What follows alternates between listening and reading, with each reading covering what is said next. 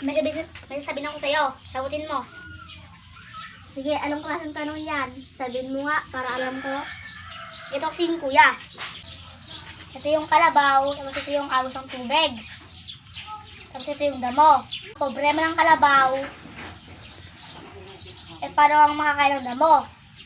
Teka lang, pag-isipan ko lang. Lahat ng bulan dito, mamatay o malulunod.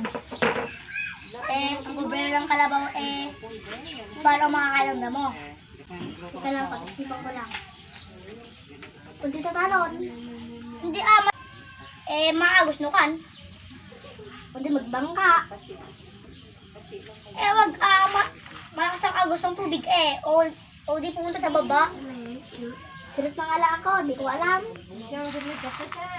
Ganito sa yung kuya. Ito, ganyan.